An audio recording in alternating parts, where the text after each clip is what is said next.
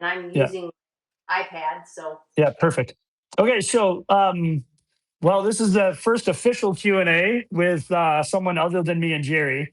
So, this which will be super fun. And Sonia and I know each other, so which is even funner. yeah. So, let's start here. Let's talk to me a little bit about what's going well right now. What do you feel like? How do you feel like you're winning right now? Um, Not putting so much demand on Yeah. my body. Yeah, because I'm the kind of person that just keeps adding things. It's like, oh, well, that looks like it would be a really good activity or exercise or something to add to the repertoire.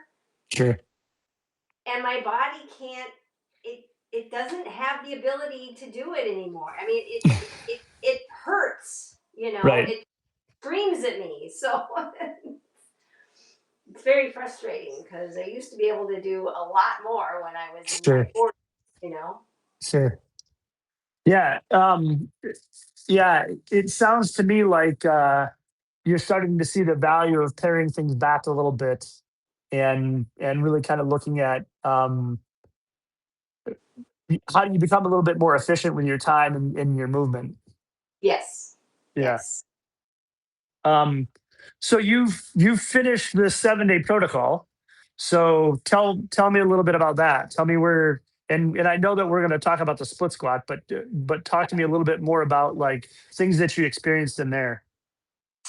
Um, I I found the stretching, the elephant walk, Uh huh. and the couch stretch Hmm.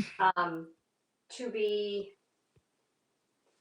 easy for me in a way because I have a lot of flexibility, Yeah. but really hard because I don't. I I tend to go into my flexibility instead of using strength to support it. Yep. And with a couch stretch, I don't have the strength to support that stretch. Yeah. Yeah. Yeah. So you have the movement capacity to get into it, but you Yes, don't have the ability to hold it for long periods of time, right. and also properly support the joints. Yep, exactly. Yeah, yeah, yeah, yeah, yeah. And it's funny because I think that um, everybody hears my story about my meniscus tear, but my meniscus tear in 19 was really what kind of took me down this rabbit hole to here. And the meniscus tear that I had was uh, due to some overtraining, along with a ton of jujitsu training, and so my ligaments in my knee got a little bit lax, right? Okay. And I didn't realize because in our lifetime, um, there was at one point in time where people didn't believe that you could strengthen tendons and ligaments, right? Right. And in our lifetime, within the last probably 10 years, we've started to come around to the idea that you have to strengthen tendons and ligaments. You can strengthen tendon and ligaments, but they have to be put under load at a lot of stretch point, right? And Right. so what we've done historically in the past for mobility training has been, well, I'm just going to static stretch and hold it for a while, but that depending on how hypermobile you are, that puts a strain on the ligament and the Yep. tendon because it doesn't cause any contractile properties to happen. Oh, And so what happens is you get people who they wind up I call it leaking into their flexibility, yep. and that's unfortunately not a sustainable movement practice. No, it's not. So tell me a little bit more, like what was your aha moment then with like the couch stretch? What caused you to go, oh, huh, something might need to change here? Um, it hurt. I mean, I could get Oh, into I could get into the position, but my joints, my hips were hurting. yeah. They were screaming. I mean, I could get into the position. And the other thing is, it didn't feel like a stretch. It felt like strain. Yes. Yeah, so you're pushing the joint beyond its capacity. Yep. Yeah. Yeah. Which I mean are also all really good feedback mechanisms for us. Hmm. Like it's a good feedback mechanism when the joint goes, "Yo, I can't handle this." But what we also have to come up with a strategic idea or plan as to how we can that build that capacity and that movement so we have both the strength and the mobility to get into those positions. Right. Right. And I'm going to jump out on a limb here. With your split squat, you might actually have found with your split squat a similar problem then, huh? Yeah. Yeah, Yeah. anything that, especially when it's having to be in any kind of like a lunge position or Yep. whatever, I really don't have a lot of stability. And you feel that do you feel that the joint has too much play, or do you feel that from a strength, or both? It's both. It's both. Yeah. Yep. I my glutes do not support me enough. I don't have Yeah. enough tension, Yeah. and my ankle mobility is not. Yeah. I'm really finding that now. Yeah. Yep. Yeah. It's weird how the ankle mobility will. So I fractured my left ankle my senior year of high school, and um, it never bothered me really, Yeah.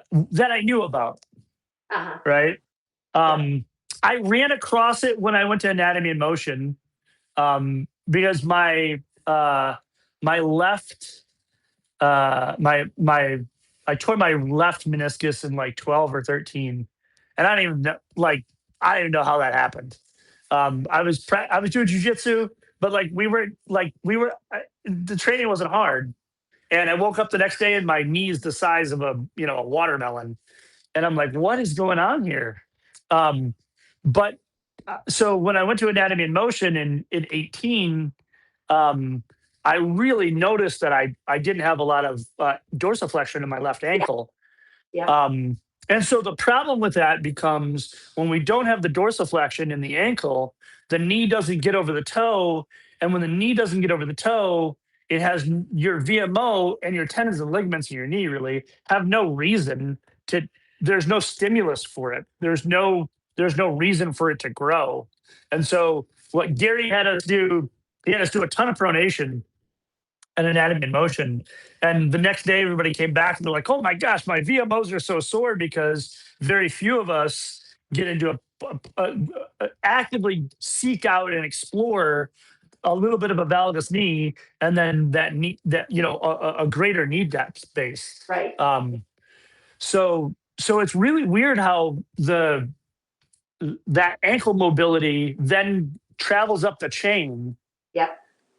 to the knee and then to the hip and all the rest of that stuff. And that was one of the things that when I really started looking into athletic truth group or knees over toes guy stuff, when I started to look into his stuff and I started to play around with a little bit more, I was like, oh my gosh, this is kind of the perfect mirroring of Anatomy in Motion and this philosophy and this idea. And this I was what I'm doing currently right now, I was looking for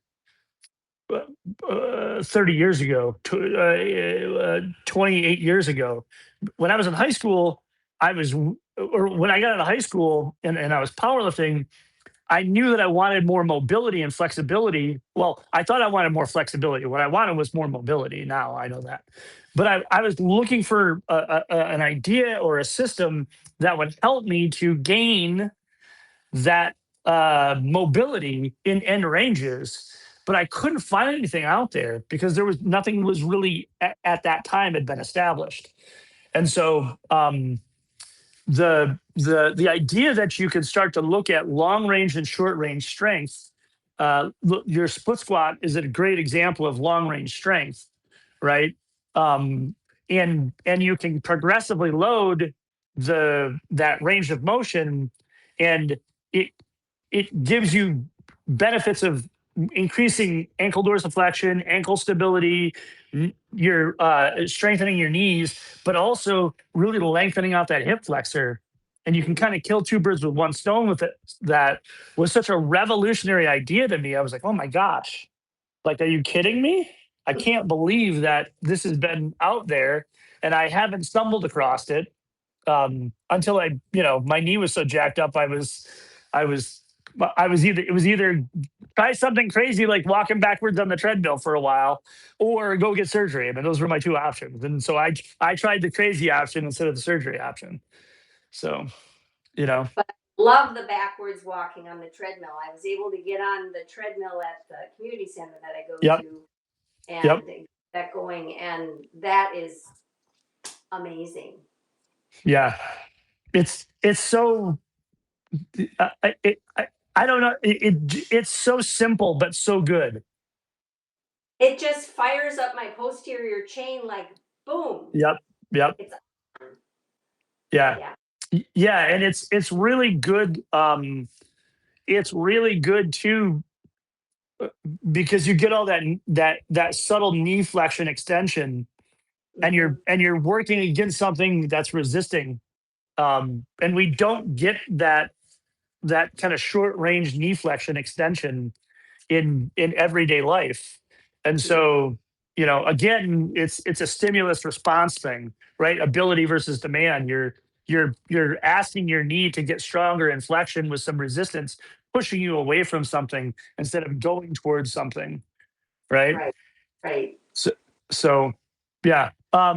Okay, let's talk about regressions of your split squat. Yes. And Jerry and I were talking about this, and I've made a little couple videos on it. But I was really excited that you were going to be on today because the split squat for me has been a game changer um, for a lot of things for me. And I when I first started doing the split squat, I was doing the split squat on a 16-inch box um, because Yeah. my knee was so unstable, Hmm. and oftentimes having to use something for support. And the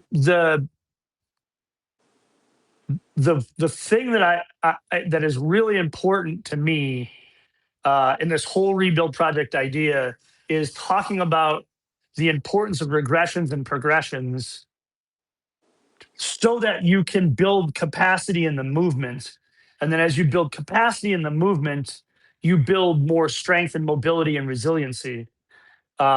And that to me was something that never had occurred to me. I've never seen in all of the years of the continuing education that I did anybody tell me that, oh, you, you can still go into full range of motion. We just need to regress the motion back. Or how about this? You don't even need to go into full range of motion so long as we're progressing towards the standard of the movement capacity, and in those little checkpoints, if you will, or in those little um, mile markers, you're going to get increased capacity because that progression is going from I can only handle a motion this much to, oh, I can handle it this much, I can handle it this much. Now I can handle it the full length of range of motion that I want to handle it. And my body has adapted along the way. So I'm not going from 0 to 100. I'm going from 0 to 5, then 5 to 10, and then 10 to 15. Eventually I'm going to get to whatever my own, personal end range is. And that was something that was really cool to me because then I could I tell this to people all the time. I could take all of the stuff that I do now and all the stuff that I work with other people. I could give that programming to my 75-year-old aunt, but I could also give it to the 25-year-old fighter that's at the gym. And both of them are going to get the same benefit out of it. And also, funny enough, they may have very similar regressions in the beginning, right? Hmm. So here, I'll turn my laptop around and grab a step, and we'll talk about some stuff here.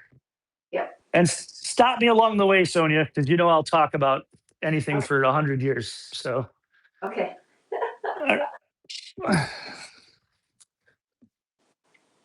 all right. So,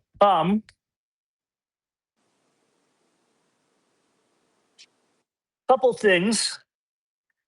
We want to regress the movement to a place where um, we can comfortably handle it with no pain. So one of the things that again that was kind of funny to me, Ben Patrick, knees over toes guy, uses a wedge. Now you can take a dumbbell and stick it under your heel to get around your ankle dorsiflexion in the beginning. Oh, And okay. depending on what you're using the movement for, are we using the movement to maybe strengthen or challenge my ankle dorsiflexion a little bit? Then that would be more heel down, right? Okay. Because that's the Yep. capacity of the ankle to have that closure as it comes forward. Right. Or are we trying to really target the stability of the rest of the limb? And if we're trying to do that, then what may be a better idea at first to get us around our ankles is to use something under the heel, right? Okay. And also the heel can come up too. So like in the beginning when I was first starting to do it, like I just let my heel come up, Oh, okay. right? And then eventually I put a dumbbell underneath my heel, and then eventually I bought these guys here. But you could basically go to Depot and get these things, right? I mean, like it's just a Mhm. door wedge essentially. Oh, sure. So, Okay. right? So the next thing that we want to do is we want to start to look at how do we regress the movement or how do we use some assistance. So we're going to build up height. Now with a split squat, you build the height up because we're trying to take off gravity, right? Hmm. With something like a step up, the regression of the step up is flat on the ground because we're trying to lower ourselves to the ground and then push up, right? So we're fighting gravity. The lowering is fighting the gravity. We're in building the height is the progression, right? So what we would want to do is we would want to grab something. I actually have lots of people use get in your stairway Oh, and okay. do the split squat in the stairway. Oh, Because then okay. you can hold on to the wall or you can hold on to the railings or whatever it is. And that Sure. second step is usually a really, really good height for most people, unless you have some pretty gnarly knee stuff, right? Okay. So um, so then the goal is how do we get how do we go from assisted, right, to unassisted and then loaded, or how do we go from assisted to unassisted and then drop our height? Because that's also dropping the height is also the progression. Um, so that's a place that you could start to really help your split squat and and then start to bring about that adaptation phase. Another thing that you can do there as well is I really like to use pausing and allowing my body to kind of get used to this shape here and then coming back out, right? Because now I'm putting that the my all my knee ligaments on stretch. I'm stretching that hip flexor quite a bit. So a pause at the bottom is another good way to help bring about that adaptation phase to bring more strength into the area along with the mobility of the as well. Okay. So thoughts on that? I was going to ask, is the Patrick step up a good exercise to do to kind of prep for that too? I mean, would that be Yes. considered any kind Yeah, of a yep. So, okay? so the kind of the way that the way that we go with it is we go um, backwards treadmill, Patrick step, and then you get into your split squat because it and it's a bit of a they're both bit of preparatory movements. Okay. And so I talked a little bit about in the beginning short range and long range motion. So let's kind of give a definition to that thing. So your split squat is a long range motion because it actually gets you past 90 degrees of knee flexion. Okay. When appropriately regressed up to a height where there's no pain, and then using assistance if needed, the split squat is a great way to bring a lot of blood flow into that area because you're really going through that big range of motion. It's also a great way to start to build a lot of movement capacity. And typically long range motions are made to build movement capacity, whereas short range motions are really good motions for rehab and for kind of getting things going. So your Okay. Patrick step is an example of a short range motion. Okay. But because you're at the last, you know, uh, let's say 15 to 20 degrees of knee flexion, it's just enough for that VMO to get involved, right? It's just enough for that VMO to get involved in that knee extension, right? Okay. Whereas the split squat, the reason that you're going calf to hamstring is because they now know that your VMO in knee flexion doesn't really come into play until you get past about 110 degrees of knee flexion. Huh. So that's the importance of that. That's another one of the importance of that because it's going to help you to build that the VMO, but also because that the tendons and ligaments are on full stretch here. It's really starting to remodel and causing the tendons and ligaments to strengthen and thicken. Okay. So, and I have a story about that. I worked with a guy. He lived down in Georgia. He was a baseball player. He's an older baseball player playing beer league baseball down in Georgia, and he went to go take off. He was playing center field, and he went to go take off to go run down a ball, and he had a non-contact meniscus tear. And he opted to go get surgery. But one of the things that they saw when they MRI'd both of his knees was his right patellar tendon was so much thinner than his left patellar tendon for whatever reason. I don't know what the reason was. He went back 9 months later to go do a follow up with his surgeon, and they took the MRIs again. And we had him doing split squats and Patrick steps and the whole thing. And his surgeon was like, "What are you doing?" He's like, what do you mean? He's like, your patellar tendon is almost as thick as your right patellar tendon is almost as thick as your left patellar tendon. And 9 months ago, before the surgery, that wasn't the case. And so that was just putting that knee under load at that full range of motion. So yeah. Any other questions on the split squat? So in putting it into practice, I mean, it's not something that I should be doing every day, is it? Or should I? No, that's a great question. I think you could put it into practice every day if you were just kind of greasing the groove. You're doing 3 or 4 of them, but I Okay. wouldn't put it as a main motion. I would only put it in max 3 times a week. Okay. That's the answer I was looking for. Okay. Yep. And so now let's talk about why. The reason why is because, especially in the beginning, your tendons and ligaments don't have the capacity past that 90 degrees range of motion. And so you're really putting some strain on the tendon and the ligament. Okay. And you're not, then if you were doing it every day, you wouldn't be allowing the tendons and ligaments enough time to recover Right. and the appropriate adaptation phase. Now, you could do the backwards treadmill every day. You Okay. could Patrick step every day Okay. because they're shorter range motions, Okay. right? Good. Okay.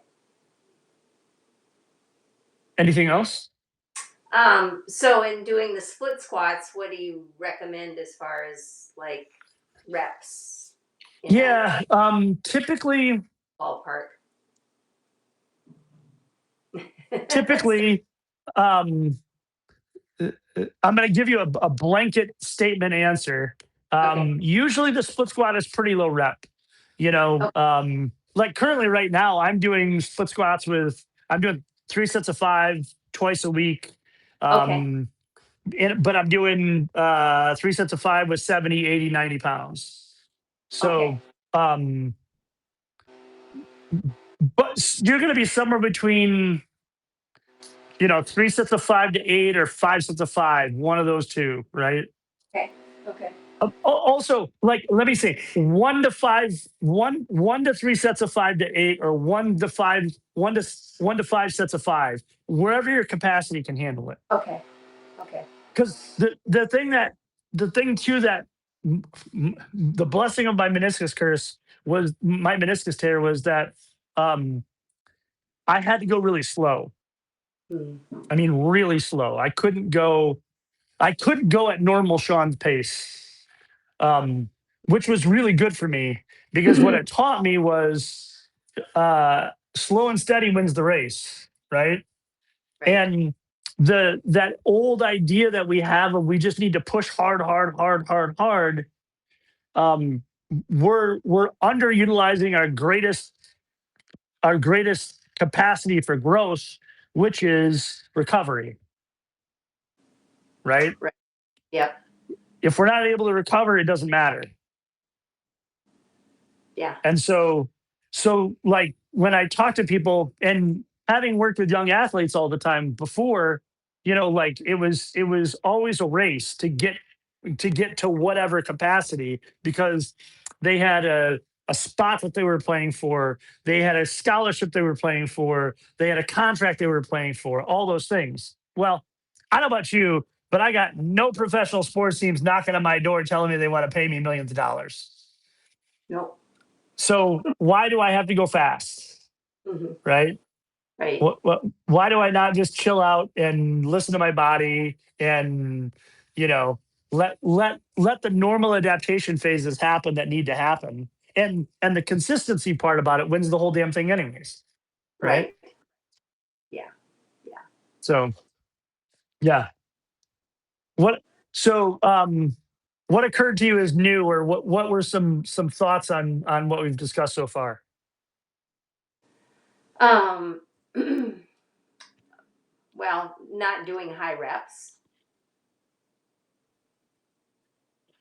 Yeah. Yeah. Now you could do high reps on the Patrick step Yeah. Right. I can because see it's a that. short range motion, Yep. right? Yes. And that's something that I didn't understand the difference between the shorter range of motion and the longer range of motion. So that's good to know. Yeah. Yeah, that filled in so many holes for me when I started to really, really think about it. Like, oh yeah. And then also like in the beginning, you might have to make a motion shorter range. I don't think I could get 110 degrees of knee flexion when I first started doing split squats on my right knee. Hmm. Hmm. Like there was no calf to hamstring coverage. It was, like Okay. my calves and hamstrings didn't know each other at all, Okay. right? And so, but along the way, as I stayed with it more, you know, I slowly gained that capacity to the point where, I can do flat ground split squats now. With a wedge underneath, I did 3 sets of 8 this summer with 90 pounds with half my body weight, Wow.